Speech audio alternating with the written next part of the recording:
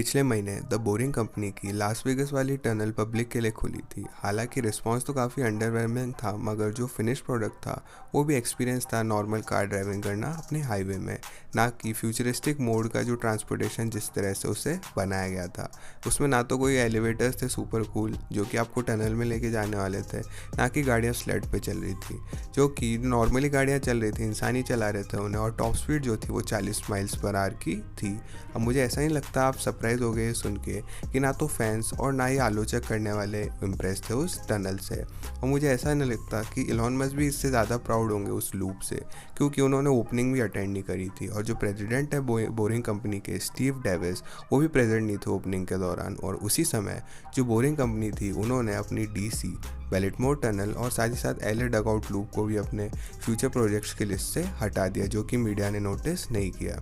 अब देखा जाए तो रिस्पांस इतना कम है, और जो नेचर है लास वेगस के लूप का और जो कैंसिलेशन हो रहे हैं अपने अपकमिंग टनल्स की, तो इससे क्या लगता है कि क्या बोरिंग कंपनी ख़त्म हो चुकी है? इस सवाल का जवाब देने के लिए हमें उन प्रोमिसेस पे देखना होगा जो कि बोरिंग कंपनी ने दिए थे, और एनालाइज करना होगा फिनिश लूप के ऊपर। शुरू करें तो हमारे पास ट्रांसपोर्टेशन वॉल्यूम आ जाती है। जो सबसे बड़ा प्रॉमिस था एलॉन मस्क ने किया था जब बोरिंग कंपनी की शुरुआत हुई थी कि वो बहुत सारे लोगों को एक साथ एक जगह से दूसरी जगह ले जा सकते हैं। एलॉन के मुताबिक फाइनल गोल था 50,000 लोगों को हर घंटे मूव करना। अगर स्पीड को देखे गाड़ियों की जो कि लास वेगस लूप में घुसती है, तो हालांकि काफ़ी ज़्यादा स्पेक्टिज्म लेके आएगी इस गोल के अगेंस्ट, मगर जो बोरिंग कंपनी है उन्होंने जो एडवर्टाइज़ करी है, उन्होंने कम ट्रांसपोर्टेशन वॉल्यूम करी है 4,400 लोगों की हर घंटे लास वेगस लूप से। तो बहुत सारे लोग ये सोचते हैं कि ये भी काफ़ी ज़्यादा हो जाता है, क्योंकि अगर गाड़ियों की क्लिप्स को देखें जो टनल में जा रही है, तो अगर कैसा भी हो तो हर गाड़ी 5 सेकंड में जा रही है अंदर। तो मुझे तो वैसे डाउट होता है कि एवरेज रेट होने वाली है पूरे दिन की। अगर अपन मान भी लेते हैं कि चलो ये होने वाली है, तो मतलब इसका ये है कि 720 गाड़ियाँ हर घंटे टनल से जाने वाली है। अगर उनमें से सारी मॉडल एक्स हुई और 6 पैसेंजर्स को भी लेके गई बिना ड्राइवर के, तो उसमें हो जाता है 4,320 पैसेंजर हर घंटे। तो हालांकि ये तो एडवर्टाइज वॉल्यूम 4,400 पैसेंजर्स हर घंटे के पास है, मगर अगर सच्चाई की बात करें तो हमें बहुत ज़्यादा स्ट्रेच करना पड़ा इस नंबर को लाने के लिए, क्योंकि रियलिटी में तो इसमें 5 सेकंड से ज़्यादा लगेंगे 6 पैसेंजर्स को सिर्फ गाड़ी में बैठने के लिए। और अगर ज़्यादा डिमांड भी हुई तो ऐसा इम्पॉसिबल है कि हर गाड़ी को 5 सेकंड में टनल में ले जाया जा सके। एक ज़्यादा रीजनेबल एस्टिमेट होगा 15 सेकंड हर गाड़ी के लिए, और वो भी पैसेंजर्स का नंबर हर घंटे रिड्यूस कर देगा 1500 से कम में। अब हमें एक चीज़ नहीं भूलनी चाहिए कि अगर हर सिंगल कार भी 6 लोगों से भरी हुई है, तो फिर भी जो बोरिंग कंपनी है वो 50,000 पैसेंजर्स हर घंटे ले जाने के पास नहीं है। और ऐसा नहीं लगता कि वो नंबर बहुत जल्दी पहुंचने वाले हैं, क्योंकि जो एक और सबसे बड़ी दिक्कत है वो बोरिंग कंपनी ने ये है कि उन्होंने प्रॉमिस किया था कि हाई स्पीड ऑफ ट्रांसपोर्टेशन देंगे। जो विजुअलाइजेशन निकली थी 2017 में, उसने दिखाया था कि मॉडल है जो है वो 200 किलोमीटर पर आवर यानी कि 124 माइल्स पर आवर की स्पीड में, टॉप स्पीड में चल रही है। अब जैसा कि हमने बिगिनिंग में मेंशन किया, जो नई वाली टनल खुली है वो 40 माइल्स पर आवर तक की टॉप स्पीड को सपोर्ट करती है। और ये चीज़ तो ध्यान में रखने वाली है कि जो लास वेगस का लूप है सिर्फ 1.7 माइल्स का लंबा है। इसी वजह से अगर टनल को थोड़ा ज़्यादा लंबा होना चाहिए था, अगर उसे हायर स्पीड्स को सपोर्ट करना था, तो जो लेंथ है वो कोई बॉटल नेक नहीं हो रही, क्योंकि जो अभी बोरिंग वाली टनल है उसकी वजह से जो बड़ा फैक्टर निकल के आ रहा है वो टनल की स्लो स्पीड का, कि वो है कि गाड़ियाँ मैनुअली चलाई जा रही है। क्योंकि एक इंसान गाड़ी को भी एक लिमिट तक ही चला सकता है, वो भी इतनी छोटी सुरंगों में। और ड्राइवर्स अगर 80 माइल्स पर आवर की स्पीड में चलाएंगे तो ऐसा लगता नहीं कि कोई स्मार्ट आइडिया होने वाला है। इसी की वजह से खुद से चलने वाली गाड़ियों का एक नेसेसिटी थी बोरिंग कंपनी में। और मुझे ऐसा लगता है कि टेस्ला ऑटो पायलट इतना एडवांस है कि ये खुद चला सकता है टनल में, मगर मुझे ऐसा नहीं लगता क्यों उन्होंने ड्राइविंग के टाइम उसको लॉन्च में ड्राइवर्स के साथ निकाला। अब हालांकि रीज़न कोई भी हो, जो ऑटोनॉमी की कमी है उसकी वजह से जो ट्रांसपोर्टेशन स्पीड है उसमें काफ़ी ज़्यादा लिमिट लग रही है। एक और चीज़ है जिसकी वजह से बोरिंग कंपनीज़ की टॉप स्पीड कम है, वो है ट्रैक्स की कमी होना और साथ ही साथ एग्जिट एंट्रेंस रैम्प्स का ना होना। क्योंकि जब आपको स्टीयरिंग पे फोकस नहीं करना पड़ता व्हीकल में, तो आप काफ़ी तेज चल सकते हो। तो सबसे बड़ी दिक्कत उस टाइम ये आती है जब आपकी स्पीड स्लो हो सकती है, वो है ट्रैक्स की डिरेलमेंट। अब जब तक आप फिजिक्स के लॉ के साथ चल रहे हो तब तक वो कोई दिक्कत नहीं आने वाली ट्रैक्स के साथ। और जब तक एग्जिट और एंट्रेंस रैम्प की बात है, वो क्रिटिकल है व्हीकल्स को अब स्पीड में ले जाने के लिए जब वो मेन टनल में घुसती है और धीरे करने में जब तक मेन टनल वो एग्जिट लेते हैं। इन चीज़ों के साथ साथ अब इसमें इतना ज़्यादा मुश्किल नहीं होगा बोरिंग कंपनी के लिए कि वो बड़ी सुरंगें बनाए फ्यूचर में और ऑटोनोमस ड्राइविंग को और एंट्रेंस एग्जिट रैम्प्स को बनाए।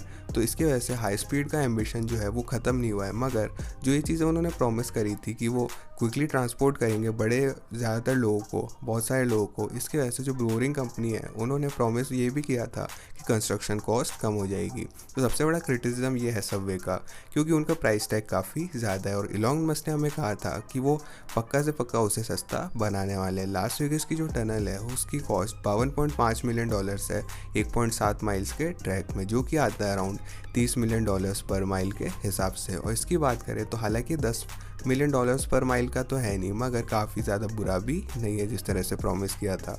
जब तक अपन बात करें रेगुलर सबवेज की, सैन फ्रांसिस्को का सेंट्रल सबवे जो है वो 1.7 माइल्स का सेम है, मगर उसकी जो कॉस्ट है वो $1.6 बिलियन की है। और ये तो ओरिजिनल एस्टिमेट है। दिसंबर 2020 में ये एक्सपेक्ट किया जा रहा था कि जो फाइनल कॉस्ट है वो 15% हायर होने वाली है, जिसका मतलब ये है कि हर माइल का जो सबवे है वो $1 बिलियन कॉस्ट करेगा। अब शायद आप ये सोच सकते हो कि लंबे सबवे ज़्यादा कॉस्ट इफेक्टिव होते हैं, मगर हमेशा ये केस नहीं होता। अब जैसे LA पर्पस लाइन एक्सटेंशन का एग्जांपल ले लेते हैं, तो इस प्रोजेक्ट की लेंथ है 9 माइल्स की है, मगर कॉस्ट पर माइल जो है वो ऐसा नहीं लगता कि टोटल प्रोजेक्ट के एस्टिमेट से काफ़ी ज़्यादा कम होने वाला है, जो कि $8.4 बिलियन का है। ये सेम है $930 मिलियन पर माइल के हिसाब से, और ये ज़्यादा हाई भी नहीं है, क्योंकि the New York east side access subway जो है उसका एस्टिमेट है $3.7 बिलियन पर माइल का खर्चा आएगा। जिस तरह आप देख सकते हो ये अनयूजुअल नहीं है सबवेज के लिए यूएस में, जो कि $100 मिलियन में, ना कि $1 बिलियन पर माइल की कॉस्ट है। सो जो बोरिंग कंपनी है वो सिर्फ $30 मिलियन पर माइल कर रही है, तो ये भी काफ़ी अच्छा लग रहा है। और ऐसा ये देख के एक चीज़ को हमें नोट करने वाली ये है कि जो डायमीटर है सबवे टनल्स का वो ज़्यादा बड़ा होता है बोरिंग कंपनी से। जो एवरेज डायमीटर होता है सबवेज का वो 20 फीट होता है, वहीं पर डायमीटर जो है लास वेगास लूप का सिर्फ 12 फीट का है, जिसका मतलब ये है कि हर माइल के लिए सबवे टनल को हमें 1.66 मिलियन क्यूबिक फीट की मिट्टी हटानी पड़ेगी। अगर वहीं पे बोरिंग टनल के लिए 1 माइल की जो कॉस्ट आती है वो होती है अराउंड 6 लाख क्यूबिक फीट की मिट्टी के हिसाब से। तो अगर इसको स्केल अप किया जाए तो जो बोरिंग कंपनी की प्राइस है वो हमें ऐसा लगता है कि वो अराउंड $83 मिलियन पर माइल के हिसाब से होने वाली है, अगर उनकी टनल सबवे के बराबर होती है। अगर इसको राउंडेड अप करें और $100 मिलियन पर माइल करें तो बोरिंग कंपनी की प्राइस है वो भी काफ़ी ज़्यादा कम है इस हिसाब से, सबवे के हिसाब से यूएस में। तो अगर इसी हिसाब से बोरिंग कंपनी हो सकता है कुछ अलग तरीके से काम करिए जब बात आती है कॉस्ट एफिशिएंसी की। ये लो कंस्ट्रक्शन कॉस्ट है ये इतने ज़्यादा यूज़फुल नहीं होते जब आपके हाई नंबर ऑफ पैसेंजर्स होते हैं टनल के थ्रू ट्रैवल करने वाले, और अगर टोटल नंबर ऑफ पैसेंजर्स कम होंगे तो कॉस्ट ऑफ पैसेंजर्स जो सिंगल पैसेंजर होगा वो भी काफ़ी ज़्यादा होने वाला है। अब मान लेते हैं गोल है कि हमारी इन्वेस्टमेंट को बनने वापस 5 साल लग जाएंगे, तो अगर हम अस्यूम करें कि $10 मिलियन पर साल लगता है टनल को चलाने के लिए, तो हमारे पास $50 मिलियन के ऑपरेशन को एक्सपेंसेस आ जाते हैं, और 52.5 मिलियन कंस्ट्रक्शन कॉस्ट को जोड़ें तो हमारे पास टोटल कॉस्ट जो है वो $100 मिलियन के आसपास आ जाती है। अगर उसे हम 5 साल पे लेके जाएं तो जो टनल जो है वो एवरेज में $2283 लेके आएगी हर घंटे, और बोरिंग कंपनीज की एडवर्टाइज कैपेसिटी 4400 पैसेंजर्स की है हर घंटे। तो हमारे पास काफ़ी सुपर चीप प्राइस आ जाती है 50 सेंट्स पर राइड के हिसाब से। और अगर ज़्यादा रीजनेबल एस्टिमेट करें तो 1500 पैसेंजर्स हर घंटे की, कि अगर एक सीट जो है वो $1.5 भी कॉस्ट करे तो फिर भी काफ़ी बुरी चीज़ नहीं है ये। अब जो लास वेगास का कन्वेंशन सेंटर है वो $5 से $10 पर राइड पे चार्ज कर रहा है, मगर मुझे ये पक्का लगता है कि वो सिर्फ इसलिए कर रहे हैं क्योंकि वो कर सकते हैं, ना कि इसलिए कि उन्हें ज़रूरत है करने की। तो ये पॉसिबल है कि जो बोरिंग कंपनी है वो टिकट प्राइसेस को $1 के आसपास ला सकती है जैसा उन्होंने प्रॉमिस किया है, मगर अगर सच्चाई की बात करें तो ये काफ़ी ज़्यादा दूर है सबवे को बीट करने में कॉस्ट एफिशिएंसी के मामले में, क्योंकि बोरिंग कंपनी ने कुछ भी नया काम नहीं किया है। क्योंकि जो फाइनल प्रोडक्ट है वो तो कोई भी एनिमेशन जैसा नहीं है जैसा कि हमने देखा था, और इसके अगेंस्ट तो कोई भी आर्ग्यू नहीं कर सकता। जो लास वेगास का लूप है वो एक अंडरग्राउंड हाईवे सिस्टम की जैसा ही है, जो कि बोरिंग कंपनी भी मुझे ऐसा लगता है कि वहाँ तक कभी बहुत जल्दी पहुँचने वाला है, क्योंकि मुझे हमेशा लगता था कि अंडरग्राउंड हाईवे सिस्टम कभी भी नहीं हो सकता, मगर अब ऐसा लग रहा है कि जो बड़े लूप प्रोजेक्ट चल रहे हैं जैसे वाशिंगटन टू टू बाल्टीमोर का लूप है वो अराउंड 2030 से 2040 के बीच में शुरू हो जाएगा। मगर अभी के लिए मुझे ऐसा लगता है कि जो प्रोजेक्ट है वो कभी नहीं होने वाले, ऐसा मुझे लगता है। और जो टर्निंग पॉइंट है मेरे लिए वो ये है कि एलॉन मस्क साइलेंट कंसेशन दे रहे पिछले कुछ महीनों से, क्योंकि एलॉन मस्क ने काफ़ी ज़्यादा एम्बिशियस प्रोजेक्ट्स अपनी लाइफ में काम किया है और वो अभी भी कर रहे हैं, जैसे मार्स पर पहुंचना और खुद से चलने वाली गाड़ियां बनाने के लिए। मगर जो डिफरेंस है उन प्रोजेक्ट्स में और इस बोरिंग कंपनी में वो ये है कि उन विजन में एलॉन मस्क पूरी तरह से घुस चुके हैं। और एलॉन मस्क वैसे तो बोरिंग कंपनी को खुद करना भी नहीं चाहते थे, क्योंकि उन्हें पता था कि उनकी प्लेट में पहले से बहुत सारी चीज़ें हैं और वो इसको किसी और को देना चाह रहे थे ट्राई करने के लिए। और एक ही रीज़न था उसका बोरिंग कंपनी को स्टार्ट करने का, क्योंकि कोई भी इस आइडिया को ट्राई नहीं कर रहा था। और इसीलिए उसमें ज़्यादा समय नहीं लगा उनको एडमिट करने के लिए जो फाइनल वर्जन है वो इम्प्रेसिव नहीं है जितना उन्होंने विजुअलाइजेशन में सोचा था। और अक्टूबर 2020 में उन्होंने ट्वीट किया, we simplified this a lot, it's basically just Teslas in tunnels at this point. और इसमें अप्रैल में उन्होंने बोरिंग कंपनी ने अपनी 2 मेन प्रोजेक्ट्स को अपनी वेबसाइट से हटा लिया। और जब वो थे नहीं ओपनिंग अपनी फर्स्ट ऑपरेशन टनल में वहाँ पे, तो मुझे ऐसा नहीं लगता कि एलॉन बोरिंग कंपनी में किसी भी तरह से लगे हुए। और मुझे ऐसा भी नहीं लगता कि अनरीजनेबल है कि वो अभी कंसंट्रेट करेंगे अपने ओरिजिनल विजन में। अब इसका क्या मतलब है कि बोरिंग कंपनी खुद से क्या बंद हो जाएगी? अब इस बात में सच्चाई तो नहीं है, क्योंकि बोरिंग कंपनी जो है वो टनल्स को खोदने में काफ़ी सस्ते में कर देती है और जो एबिलिटी है काफ़ी ज़्यादा वैल्यूएबल है।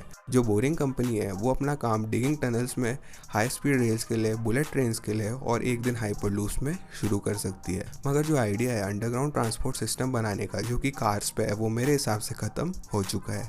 क्या आपको लगता है कि बोरिंग कंपनी कम बैक कर सकती है? कमेंट करके ज़रूर बताना। उस वीडियो को लाइक भी कीजिएगा अगर आप बोरिंग कंपनी को हाई स्पीड रेल बनाने में फोकस करना चाहिए। और इसी के साथ हमारे डिस्कॉर्ड कम्युनिटी को भी ज्वाइन कीजिएगा फ्यूचर वीडियो आइडियाज़ देने के लिए। और साथ ही हमारे चैनल को सब्सक्राइब कीजिएगा बाकी सवालों के लॉजिकली आंसर के लिए।